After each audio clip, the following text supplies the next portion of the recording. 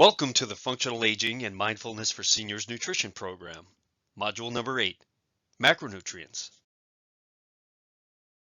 What are macronutrients? We don't always think about what our food is composed of as we're putting our meals together. Yet, it's important to be sure we're getting all of the essential nutrients we need within them. For optimal health, it's necessary for us to consume some nutrients in large amounts. These are considered macronutrients.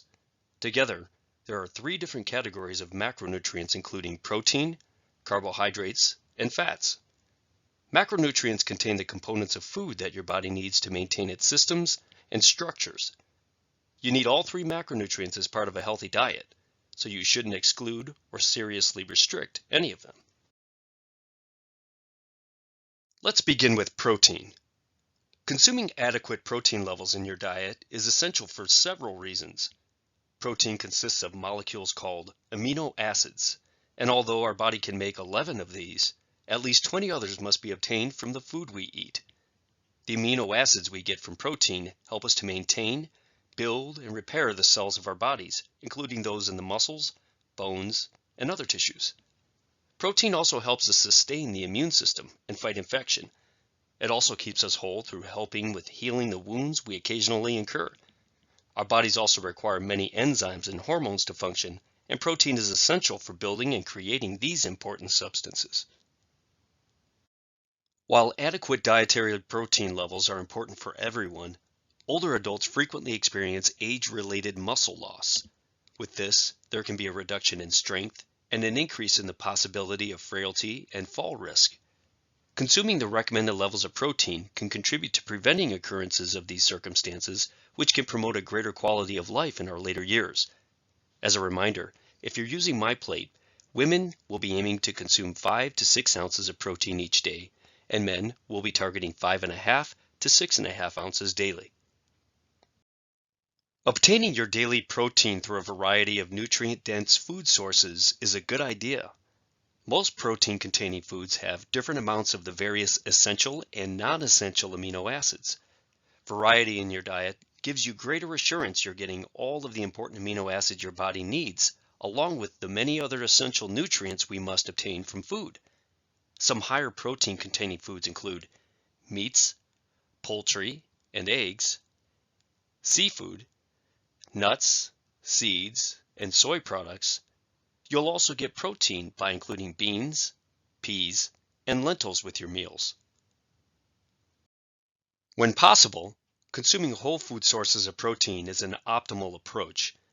Choosing fresh lean meats, poultry, and fish rather than processed foods will help you avoid excess sodium, saturated fats, and trans fats common in cold cuts and other highly processed foods. If your choice is to eat a vegetarian diet, you can still get your protein through many plant-based sources including beans, legumes, nuts, seeds, and extra vegetables in your daily meals. Now, let's shift our attention to another macronutrient, carbohydrates. One of the most significant things carbohydrates provide for our body cells and nervous system is quick and efficient energy. Although some energy will come from the other macronutrients we consume, obtaining 50 to 60% of your daily energy from carbohydrates can be beneficial. There are three important types of carbohydrates we get from our food. The first of these are simple sugars. Glucose is the most common form of simple sugar, and virtually every cell in the human body can use this substance for the energy it needs. Fructose is another form of simple sugar our bodies can use for energy, and this is found in varying amounts in most fruits and berries. When we consume fructose, our livers must first convert this sugar to glucose before it can be used as energy within our cells. Another form of simple sugar is called sucrose, and this sugar is also present in fruits as well as milk, milk products, and in granulated sugar.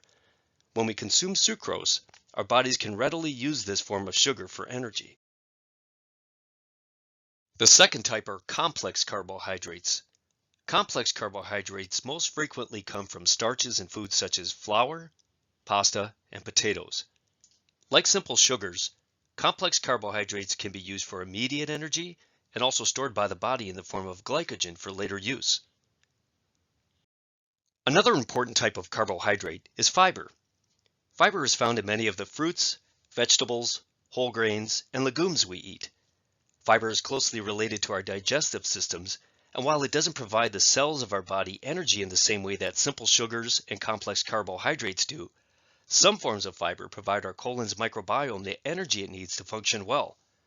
Most people should aim to consume between 20 to 30 grams of fiber each day within their whole food meals.